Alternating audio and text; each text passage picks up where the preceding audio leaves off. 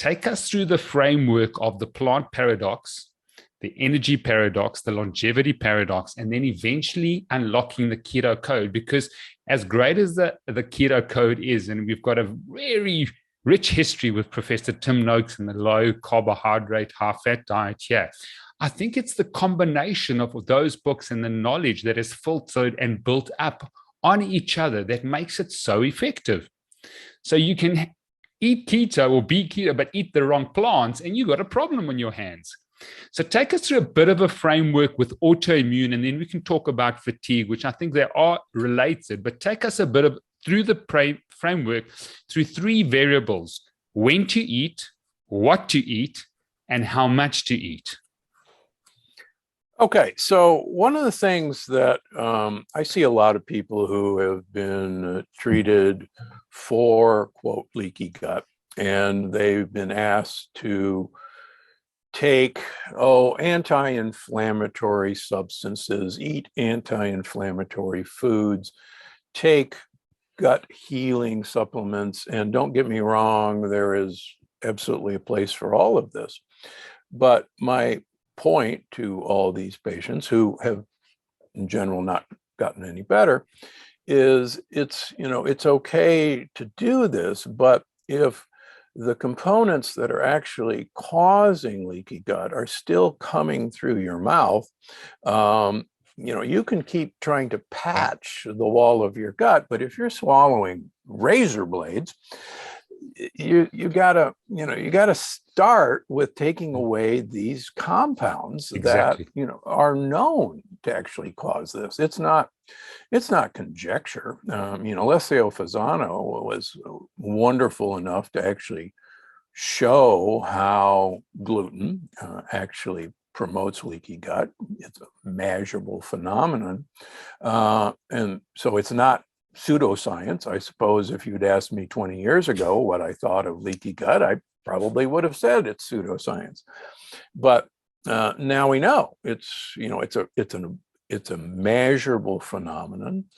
We can see with our blood tests what individual people are sensitive to, and when we ask them to remove the major lectin-containing foods from their diet, and any other foods that they in particular are sensitive to because of their leaky gut, then we do these blood tests every 3 months, and we can actually watch the progress of repair of leaky gut.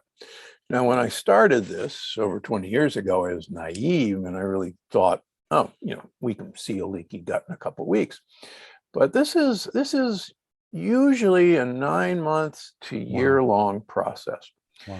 And I wish it didn't take that long, but again, I think I was probably naive about how totally destroyed our microbiome is, and how really damaged the wall of our gut is.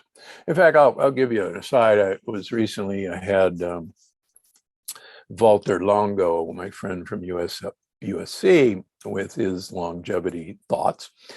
And we agree on a great number of things. One of the things we disagree with is that he thinks after the age of 65, we should start increasing the amount of protein we eat, because older people, clearly it looks like their protein needs go up.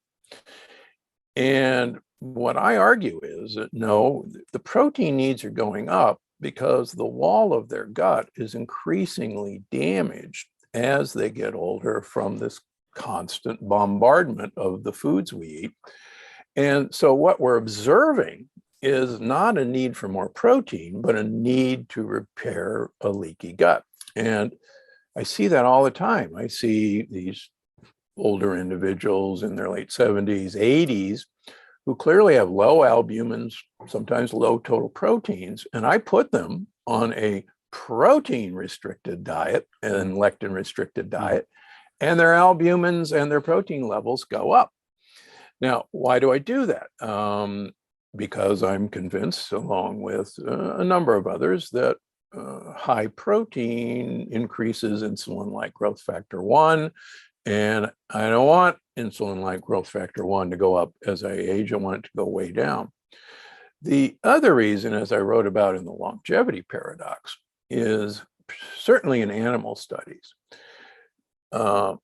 aging and death is directly attributable to the porosity of the wall of the gut. And as that wall literally begins to crumble, everything else falls apart. As long as that wall is intact, wow, you're good to go. And you can prove this in flatworms, you can prove it in mice models. It's that integrity of the wall is all disease begins in the gut.